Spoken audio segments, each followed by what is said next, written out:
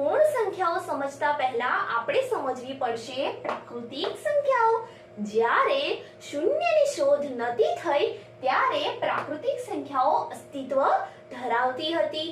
તો આ પ્રાકૃતિક સંખ્યાઓમાં સમાવેશ થાય છે 1, 2, 3, 4 અને ત્યારબાદ અનંત સુધી પ્રાકૃતિક સંખ્યાઓ આવેલી છે. પ્રાકૃતિક સંખ્યાઓને આપણે અંગ્રેજીમાં નેચરલ નંબર્સ કહીએ છીએ. ત્યારબાદ આર્યભટ્ટે શૂન્યની શોધ કરી અને અસ્તિત્વમાં આવી પૂર્ણ સંખ્યાઓ, જેને આપણે અંગ્રેજીમાં હોલ નંબર્સ કહીએ છીએ. પૂર્ણ સંખ્યાઓમાં શૂન્યનો સમાવેશ થાય છે. ત્યારબાદ 1, 2, 3, 4 અને અનંત સુધી આ પૂર્ણ સંખ્યાઓ પણ આવેલી છે. તો અહીં જો તમને કદાચ એવું પૂછાઈ જાય કે સૌથી નાની પ્રાકૃતિક સંખ્યાઓ કઈ, તો આવશે 1, પણ સૌથી નાની પૂર્ણ સંખ્યા કઈ, તો આવશે 0. પ્રાકૃતિક સંખ્યાઓ અને પૂર્ણ સંખ્યાઓને સમજ્યા બાદ હવે આપણે સમજીએ પહેલાની સંખ્યા, જેને આપણે પૂર્વવર્તી સંખ્યા પણ કહીએ છીએ, અને પછીની સંખ્યા, જેને આપણે પ્રતિવર્તી સંખ્યા પણ કહીએ છીએ. તમારે જો કોઈ સંખ્યાની પહેલાની સંખ્યા શોધવી છે તો તમારે એ સંખ્યામાંથી એક બાદ કરવો પડશે. જેમ કે ઉદાહરણ લઈએ, 20 ની તરત પહેલાની સંખ્યા તમારે શોધવી છે તો તમારે એમાંથી એક બાદ કરી દેવો પડશે. 20 માંથી એક બાદ કરતા આપણને જવાબ મળે છે 19. આનો અર્થ એ થાય કે 20 ની તરત પહેલાની સંખ્યા 19 છે, અથવા તો 20 ની પૂર્વવર્તી સંખ્યા 19 છે. હવે જોઈએ પછીની સંખ્યા અથવા તો પ્રતિવર્તી સંખ્યા. તો હવે આપણે 20 ની પ્રતિવર્તી સંખ્યા શોધવી હોય તો સરળ છે. 20 માં અહીં આપણે 1 ઉમેરી દઈશું તો સંખ્યા મળશે 21. માટે 20 ની તરત પછીની સંખ્યા અથવા પ્રતિવર્તી સંખ્યા છે 21. આ પ્રકારે તમે કોઈ પણ સંખ્યાની પૂર્વવર્તી સંખ્યા તથા પ્રતિવર્તી સંખ્યા મેળવી શકો છો. ચાલો વિદ્યાર્થી મિત્રો, હવે આપણે આપણી પૂર્ણ સંખ્યાઓને સંખ્યા રેખા પર દર્શાવીએ. તો પૂર્ણ સંખ્યાઓની શરૂઆત થાય છે 0 થી. તો અહીં આપણે 0 લખીએ. 1, 2, 3, 4, 5, 6, 7 અને 8. તો વિદ્યાર્થી મિત્રો, અહીં તમે એક વાત જોશો કે જેમ જેમ આપણે સંખ્યા રેખામાં જમણી તરફ જઈએ છીએ એમ એમ સંખ્યાનું મૂલ્ય વધતું જાય છે. માટે અહીં સંખ્યા રેખામાં જમણી તરફ સંખ્યાઓનું મૂલ્ય વધારે છે, જ્યારે ડાબી તરફ જતા સંખ્યાઓનું મૂલ્ય ઘટતું જાય છે. જેમ કે અહીં આપણે એક ડાબી તરફથી સંખ્યા લઈએ અને એક જમણી તરફથી લઈએ, તો અહીં 1 અને બીજી લઈએ 6. તો તમે અહીં જોઈ શકશો કે 6 એ 1 કરતા મોટા છે. માટે આ પ્રકારે સંખ્યા રેખા પર જમણી તરફ સંખ્યાઓનું મૂલ્ય વધારે છે અને ડાબી તરફ ઓછું છે. વિદ્યાર્થી મિત્રો, ચાલો હવે આપણે શીખીએ કે આપણે સંખ્યા રેખા પર કઈ રીતે સરવાળો કરી શકીએ. તો ચાલો આપણે અહીં 2 + 4 કરીએ. તો અહીં આપણે સંખ્યા રેખા પર સરવાળો કરવો છે. 2 + 4 કરવા છે. તો અહીં આપણે 2 ને કેન્દ્રમાં રાખીશું. 2 માં 4 ઉમેરવાના છે. તો હવે 2 થી આપણે 4 ઉમેરવાના હોવાથી 4 ડગલા આગળ જઈશું. તો ચાલો 4 ડગલા આગળ જઈએ.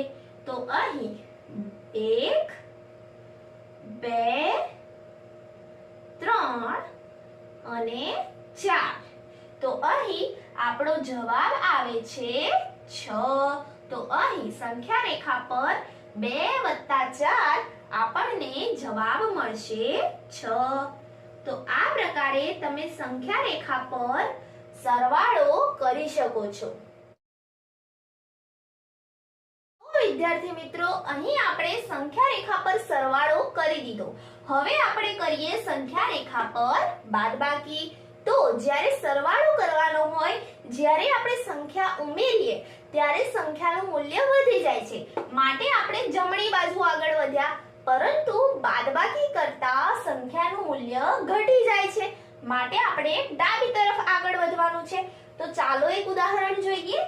આપણે 6 માંથી 3 ની બાદબાકી કરીએ. તો ચાલો 6 માંથી 3 ની બાદબાકી કરવી હોય તો આપણે અહીં 3 ડગલા ડાબી બાજુ આગળ આવવું પડશે. તો ચાલો 1 2 અને 3. તો અહીં 6 માંથી 3 ની બાદબાકી કરી અને જવાબ મળ્યો આપણને 3. તો આ પ્રકારે તમે સંખ્યા રેખા પર બાદબાકી કરી શકો છો.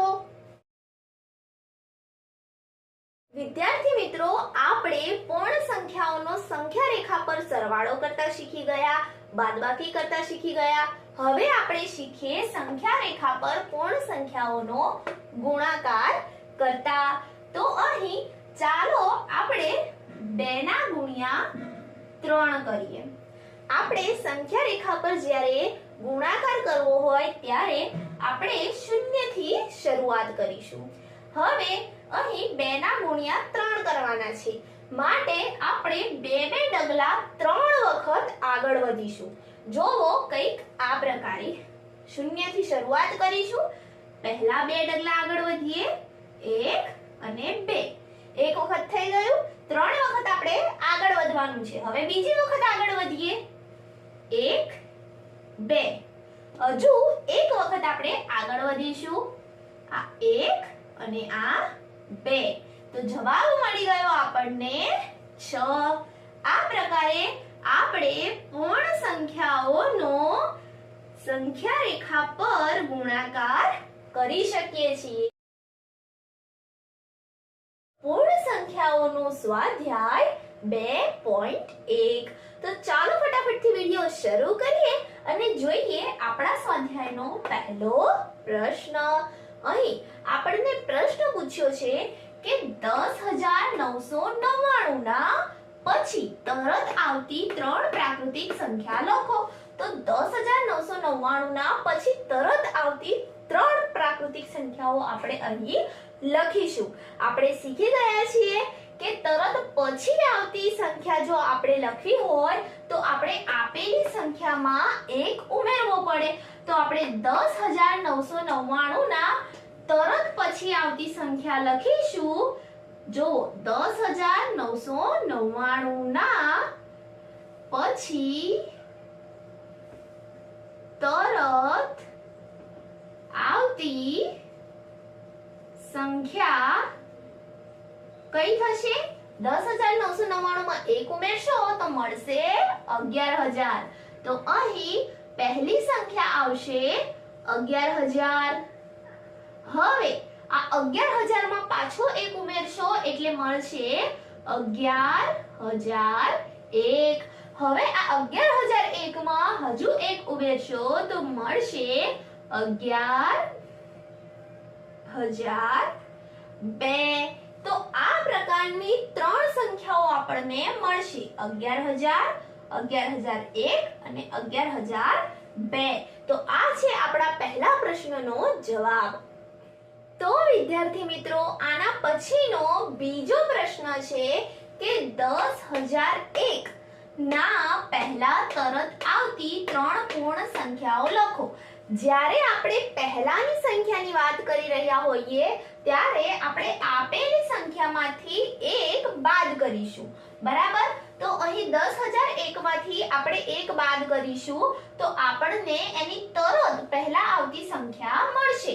તો અહીં લખીશું 10,001 ના પહેલા તરત આવતી આવતી સંખ્યા 10,001 ના પહેલા તરત આવતી સંખ્યા થશે 10,000. 10,001 માંથી 1 બાદ કરશો તો 10,000 મળી જશે. તો પહેલી આવશે 10,000. બીજી 10,000 માંથી પાછો 1 બાદ કરીશું તો આપણને મળશે 9,999. તો આ બીજી સંખ્યા. હવે ત્રીજી એની પહેલા આની તરત પહેલા આવતી સંખ્યા માટે આમાંથી પાછો 1 બાદ કરીશું તો મળી જશે 9,998. તો આ પ્રકારનો આપણો બીજા પ્રશ્નનો જવાબ આવશે. પછીનો ત્રીજો પ્રશ્ન છે સૌથી નાની પૂર્ણ સંખ્યા કઈ છે? તો જ્યારે આપણે ભાગ 1 માં પૂર્ણ સંખ્યાઓ વિશે શીખ્યા ત્યારે આના વિશે આપણે શીખ્યા હતા કે પૂર્ણ સંખ્યાઓની શરૂઆત શૂન્યથી થાય છે. માટે સૌથી નાનામાં નાની પૂર્ણ સંખ્યા થશે 0. 0 એ સૌથી નાનામાં નાની પૂર્ણ સંખ્યા છે. પરંતુ તમને પૂછ્યું હોય કે સૌથી નાની પ્રાકૃતિક સંખ્યા કઈ તો જવાબ આવશે 1. આપણો ચોથો પ્રશ્ન છે કે સંખ્યાઓ 32 અને 53 ના વચ્ચે આવતી પૂર્ણ સંખ્યાઓ કેટલી છે તે જણાવો. અહીં ફક્ત આપણે પૂર્ણ સંખ્યાઓ આ બંને સંખ્યાની વચ્ચે કેટલી આવે છે એ ગણવાની છે. તો ચાલો શરૂઆત કરીએ. 32 પછી આવશે 33, 34, 35, 36, 37, 38, 39, 40, 41, 42, 43, 44, 45, 46, 47, 48, 49, 50, 51 અને 52. તો ચાલો ગણીએ કે આ પૂર્ણ સંખ્યાઓ કેટલી છે. અહીં આપણે એક વસ્તુનું ધ્યાન રાખીશું કે આપણને કહ્યું છે 32 અને 53 ના વચ્ચે આવતી પૂર્ણ સંખ્યાઓ, એમાં આપણે 32 અને 53 ને ગણીશું નહીં. તો ચાલો શરૂ કરીએ. 1 2 3 4 5 6 7 8 9 10 11 12 13 14 15 16 17 18 19 અને 20. તો અહીં આપણો જવાબ આવશે 20 પૂર્ણ સંખ્યાઓ છે.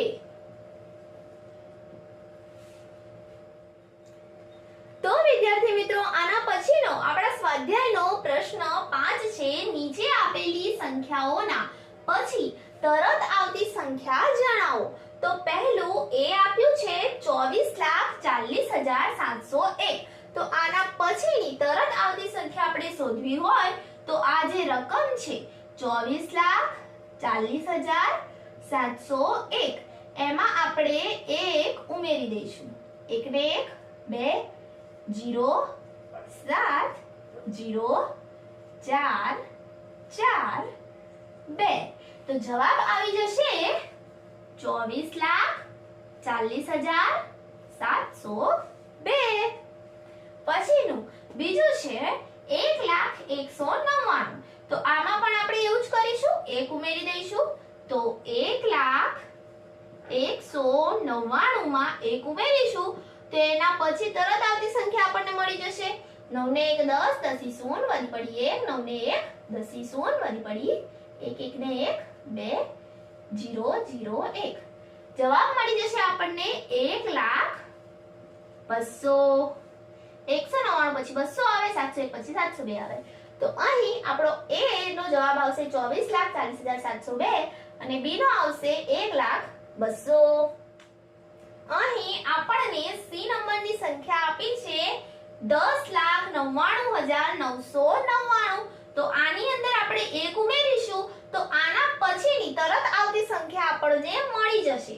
તો 10,99,999 માં 1 ઉમેરીએ. 9 ને 1 10, 10 શૂન્ય વધી પડી 1, 9 ને 1 10, 10 શૂન્ય વધી પડી 1, 9 ને 1 10, 10 શૂન્ય વધી પડી 1, 9 ને 1 10, 10 ઈ શૂન્ય વધી પડી 1, 9 ને 1 10, 10 ઈ શૂન્ય વધી પડી 1, 1 નો 1 અને અહીંયા 1. જવાબ આવી ગયો 11 લાખ. 10,99,999 ના તરત પછી આવતી સંખ્યા છે 11 લાખ. હવે આના પછી રકમ આપી છે 23,45,670. તો આની અંદર એક ઉમેરીશું 23,45,670. આની અંદર એક ઉમેરીશું તો 0 નો 1 ના 1, 7 ના 7, 6 ના 6, 5 ના 5, 4 ના 4, 3 ના 3 અને 2 ના 2. જવાબ આવી ગયો 23,45,671. તો વિદ્યાર્થી મિત્રો, આના પછીનો આપણો સ્વાધ્યાયનો છઠ્ઠો પ્રશ્ન છે. નીચે આપેલી સંખ્યાની તરત પહેલાની સંખ્યા જણાવો. જ્યારે આપણે પછીની સંખ્યા શોધવાની હતી ત્યારે આપણે જે તે સંખ્યાની અંદર 1 ઉમેરી દેતા હતા. હવે આપણે આના તરત પહેલાની સંખ્યા શોધવાની છે, તો આપણે જે તે સંખ્યાની અંદરથી 1 બાદ કરી દઈશું. તો અહીં 94,000 માંથી 1 બાદ કરીશું તો મળશે 93. એ જ પ્રકારે 10,000 માંથી આપણે જો 1 બાદ કરી દઈશું તો આપણને મળશે 9,999. 9,999 આપણને મળશે. તો વિદ્યાર્થી મિત્રો, આના પછી આપણને સી નંબરની સંખ્યા આપી છે 2,80,090. તો આમાંથી આપણે 1 બાદ કરવાનો છે. તો 90 માંથી 1 બાદ કરીએ. આપણે જે પ્રકારે આગળ પહેલી જે છેલ્લી સંખ્યાઓ હોય એમને પહેલા જોતા હતા એ પ્રકારે આમાં પણ કરીશું. લાંબી રકમ જોઈને ગભરાઈ નથી જવાનું. તો 90 માંથી 1 બાદ કરીશું તો જવાબ મળી જશે 89. તો અહીં જવાબ આવશે 2,80,089. આ પ્રકારનો આપણો અહીં જવાબ આવી જશે. તો અહીં બીજી આપણને સંખ્યા આપી છે ડી નંબરની 76,54,321. લાંબી સંખ્યા છે, ગભરાઈ નથી જવાનું. પાછળની સંખ્યા જોવાની છે 21 છે. 21 માંથી 1 જાય તો 20. તો આના તરત પહેલાની સંખ્યા આવશે 76,54,320. આના પછીનો આપણા સ્વાધ્યાયનો 7મો પ્રશ્ન છે કે નીચે આપેલી સંખ્યાઓની જોડીમાંથી સંખ્યા રેખા પર કઈ સંખ્યા ડાબી બાજુ આવશે અને કઈ સંખ્યા જમણી બાજુ આવશે તે જણાવો તથા તેમની વચ્ચે કયા ચિહ્નનો ઉપયોગ થશે તે પણ જણાવો.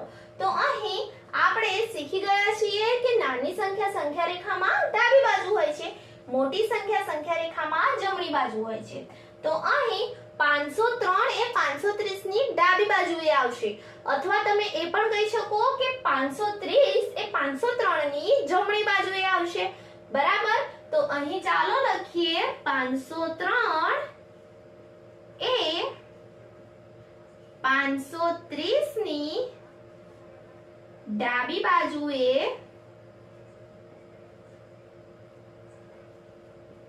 આવશે.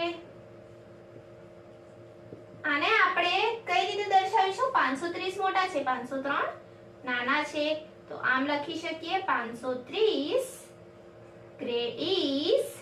greater than 503. બરાબર. આ બાજુ જોઈએ 370 અને 307 આપ્યા છે. તો નાની સંખ્યા એ ડાબી બાજુ, મોટી સંખ્યા એ જમણી બાજુ. તો આપણે લખી શકીએ કે 307 એ 370 ની ડાબી બાજુએ આવશે, અથવા તમે એ પણ લખી શકો કે 370 એ 307 ની જમણી બાજુએ આવશે. તો ચાલો લખીએ 307 એ 370 ની ડાબી બાજુએ આવશે,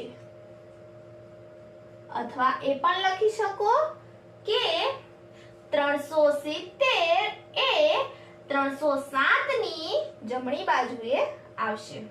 ડાબી બાજુએ આવશે. કઈ રીતે દર્શાવીશું? 370 એ 307 કરતા મોટા છે. હવે પછીની સી નંબરની સંખ્યા આપણને આપી છે 98,765 અને 56,789.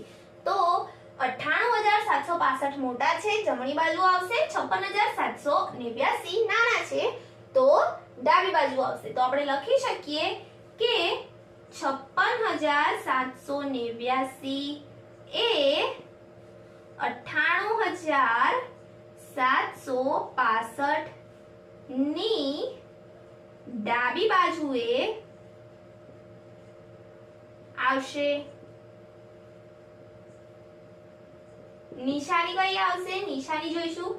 તો નિશાની અહીં 98,765 મોટા હોવાથી આ બાજુ ગ્રેટર ધેન આવશે, પેલી બાજુ આપણે નાની સંખ્યા છે તો આ રીતે લખાશે 56,789. આવો જવાબ આવશે. આના પછીની ડી નંબરની આપણને સંખ્યા આપી છે 98,30,415 અને 1,23,001.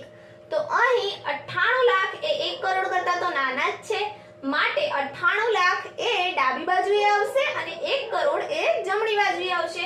તો ચાલો જવાબ લખીએ કે 98,30,415 એ 1,23,001 ની ડાબી બાજુએ આવશે. ચિહ્ન કયું આવશે વચ્ચે? તો 98,30,415 નાના છે કોના કરતા? 1,23,001 કરતા. આ પ્રકારેનું ચિહ્ન આવશે, આ પ્રકારે આપણો જવાબ આવશે. ચાલો વિદ્યાર્થી મિત્રો, હવે આપણે શીખીએ આપણા સ્વાધ્યાય 2.1 નો પ્રશ્ન 8, જે છે નીચે આપેલા વાક્યમાંથી કયું વાક્ય ખરું અને કયું વાક્ય ખોટું છે તે જણાવો. તો અહીં આપણે ખરા વાક્યની સામે ખરું લખીશું અને ખોટા વાક્યની સામે ખોટું લખીશું. તો ચાલો આપણું પહેલું વિધાન જોઈએ, જે છે 0 એ સૌથી નાની પ્રાકૃતિક સંખ્યા છે. તો આપણે આગળ પણ ચર્ચા કરી ગયા છીએ અને ફરી એકવાર કહું છું કે 0 એ સૌથી નાની પૂર્ણ સંખ્યા છે. પૂર્ણ સંખ્યાની શરૂઆત 0 થી થાય છે. 0, 1, 2, 3, 4, 5 એમ અનંત સુધી પૂર્ણ સંખ્યાઓ આવેલી છે, પણ સૌથી નાની પ્રાકૃતિક સંખ્યા એ 1 છે. 1 થી પ્રાકૃતિક સંખ્યાઓની શરૂઆત થાય છે. પ્રાકૃતિક સંખ્યાઓમાં 0 નો સમાવેશ થતો નથી, માટે 0 એ સૌથી નાની પ્રાકૃતિક સંખ્યા છે. આ વિધાન ખોટું છે, તો અહીં આપણે ખોટું લખીશું. પહેલું વિધાન આપણું ખોટું છે. પછીનું બી નંબરનું વિધાન આપ્યું છે કે 400 એ સંખ્યા 399 ના પહેલા આવતી સંખ્યા છે. વિધાનને બરાબર વાંચવાનું છે. શું કહ્યું છે કે 400 એ સંખ્યા 399 ના પહેલા આવતી સંખ્યા છે, પરંતુ એવું તો નથી. 399 ના પછી 400 આવે છે, માટે આ વિધાન પણ આપણું કેવું થઈ જશે? ખોટું. આપણું બી નંબરનું વિધાન પણ ખોટું છે. પછીનું સી નંબરનું વિધાન છે 0 સૌથી નાની પૂર્ણ સંખ્યા છે. હવે કહ્યું છે કે 0 સૌથી નાની પૂર્ણ સંખ્યા છે, માટે આ વિધાન કેવું થશે? સાચું. 0 એ સૌથી નાની પૂર્ણ સંખ્યા છે. પૂર્ણ સંખ્યાઓની શરૂઆત 0 થી થાય છે. પછીનું ડી નંબરનું વિધાન છે કે 600 એ સંખ્યા 599 ના પછી આવતી સંખ્યા છે. ફરીથી એક વખત ધ્યાનથી વિધાન વાંચો. શું કહ્યું છે કે 600 એ સંખ્યા 599 ના પછી આવે છે, તો આ વિધાન સાચું છે. 599 માં 1 ઉમેરશો એટલે એના પછી તરત જ 600 આવી જશે, માટે આ ડી નંબરનું વિધાન આપણું સાચું છે, ખરું છે. પછીનું ઈ નંબરનું વિધાન જોઈએ કે દરેક પ્રાકૃતિક સંખ્યા પૂર્ણ સંખ્યા છે. ફરીથી વિધાન વાંચો કે દરેક પ્રાકૃતિક સંખ્યા પૂર્ણ સંખ્યા છે.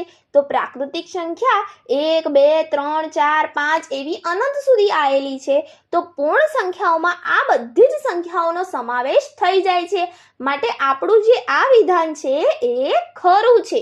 દરેક પ્રાકૃતિક સંખ્યા એ પૂર્ણ સંખ્યા છે. પછીનું આપણું F નંબરનું વિધાન જોઈએ કે દરેક પૂર્ણ સંખ્યા પ્રાકૃતિક સંખ્યા છે. હવે અહીં આ વિધાન વિદ્યાર્થી મિત્રો ખોટું થશે. કેમ? કારણ કે પૂર્ણ સંખ્યામાં શૂન્ય આવેલો છે, જ્યારે પ્રાકૃતિક સંખ્યામાં શૂન્યનો સમાવેશ થતો નથી. માટે દરેક પૂર્ણ સંખ્યા એ પ્રાકૃતિક સંખ્યા નથી, કારણ કે શૂન્ય એ પ્રાકૃતિક સંખ્યામાં આવતો નથી. માટે આ વિધાન આપણું ખોટું છે.